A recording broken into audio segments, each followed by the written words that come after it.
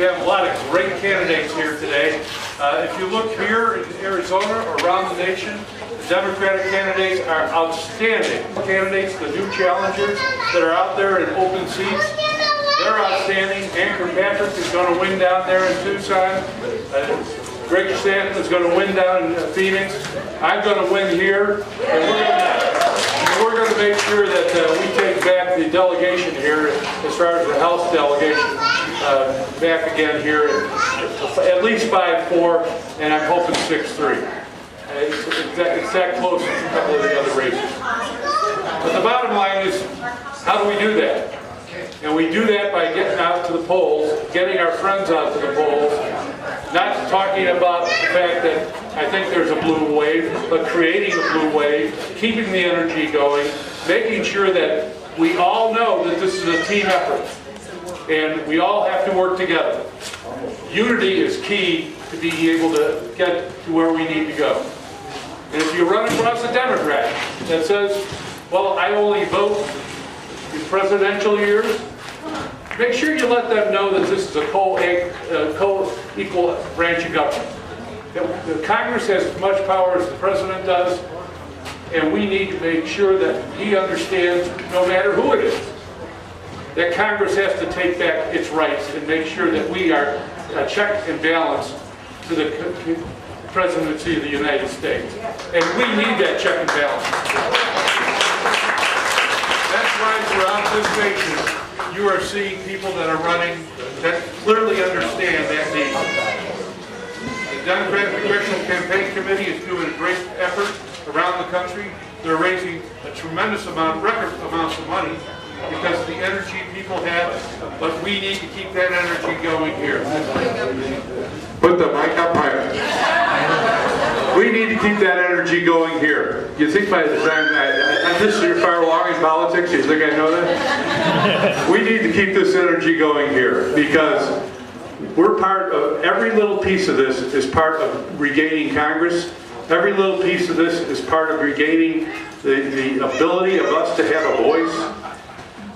Congress hasn't let the citizens of America have a voice because they haven't allowed the representatives in either party to have a voice. That's how bad and strict leadership has been on addressing how legislation goes through Congress. And then Congress has bowed down and said, well, if the president's going to veto it, we're not going to send it up to him. Send it up to him. Make him make a hard decision once in a while. Do not sit down and just say, it's not my responsibility. When you take an oath of office, whether you're a congressman, a legislator, a mayor, a supervisor, whatever you are, you take an office to represent people. That's first and foremost. And that means you're their voice in whatever body that is. And right now, because of the way Congress is being run, the voices are limited of the people of America, and we have to change that. And the only way we change that is to have the other types of candidates that are going to be up here, about 15 of them, about 15 of them win their races also.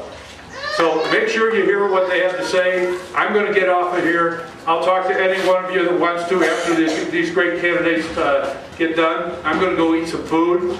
And have a great day. And again, thanks for all you do.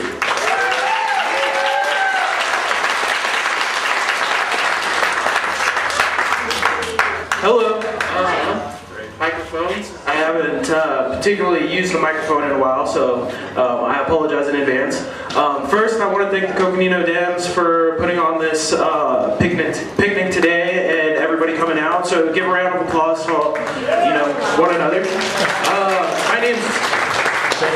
My name is James Gravitt. I am the Northern Arizona Regional Director for the David Garcia campaign.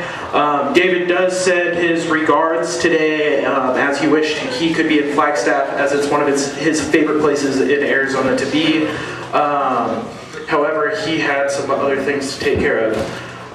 First and foremost, thank you to Tom O'Halloran for really pushing the fact that we need to make this a ground game effort, and we need to make sure we bring people to the polls this year. That's what our campaign has been about since day one, bringing people out that typically don't vote in midterms, maybe skip every election except for one that they might be excited for. And this year we have tons of excitement, and I want to say that a lot of that excitement comes from education and the education slate.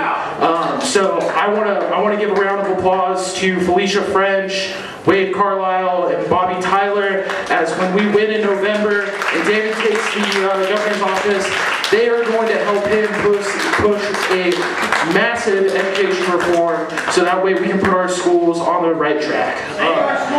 Save our schools. As David likes to say, if and when he is elected, you will never have a governor more committed to public education than him. That's just fact. Next thing we need to do in replacing Doug Ducey with David Garcia is stamp out the corruption that is in our politics here in the state of Arizona. That's dark money. That's why we don't take any lobbyists or corporate donations. We're people-powered. We're a campaign. We're a movement of people looking to elect somebody that is from us and for us, that wants to help build the state that built him. So I could go on for days and days and days, but I just want to thank all of you guys for coming out. I want to thank you guys all for your support for all Democrats up and down the ticket, whether it's Tom O'Halloran, Kirsten Sinema, David Garcia, I can't remember his name right now. Bill Pierce for mine inspector. I didn't know that there was a candidate for mine inspector until, I didn't know that was an elected position until I started working on the campaign this year. Super important too. And then thank you once again to the LD6 slate and even the LD7 candidates that plan on showing up today. So thank you, and enjoy your picnic. So lunch, right? I'm gonna let the next person speak.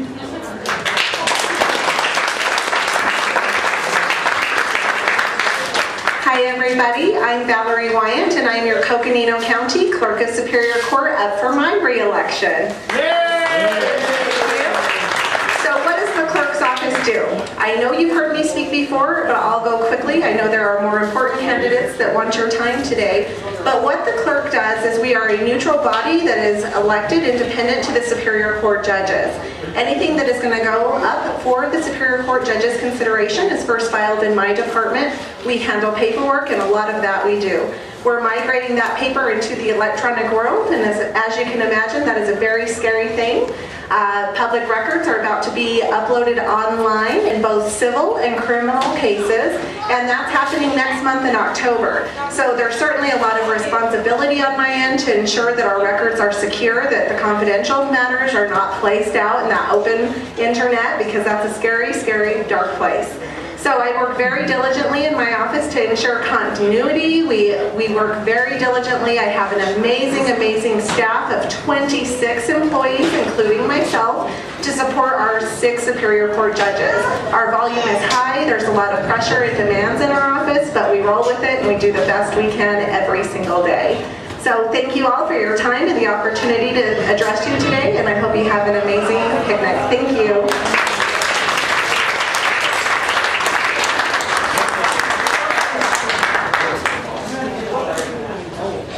And Paul Dees, you're up next.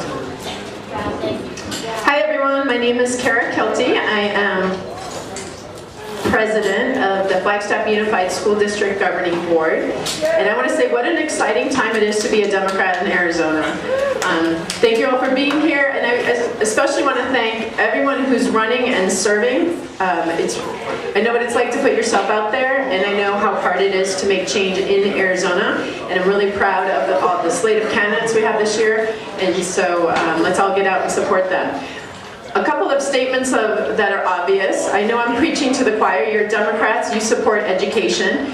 FUSD has 2 items on the ballot this year, and so I'm here today just to ask for your help in getting the word out to why we have 2 ballot items and how important it is that locally we're funding education, because we know the state is not doing its job when it comes to supporting our kids. As Democrats, we know an investment in kids is an investment in our community and reaps dividends. Unfortunately, the state doesn't know that yet. They will in November when we change hands. But we have two ballot items. We have a continuation of an override, so that doesn't cost any money for the voters. It just continues the current tax. And that supports things that are important to our community, like keeping class sizes low and being able to support teachers by paying them more. And then we have a bond that is $70 million, and so for some people that's a high price tag, but it buys things like technology in our classrooms, and then it also pays for capital repairs that the state has not paid for since 2008. So again, it's all about being able to support the needs of our students in our community. If you would like any signs or any information, if you have a group that I can speak to, if you're doing a walk, please let me know so we can get the word out. This community is amazingly supportive of FUSD, but it's a long ballot, and so it's going to take all of us to energize people to vote the entire ballot and to vote for all of the education issues. Thank you.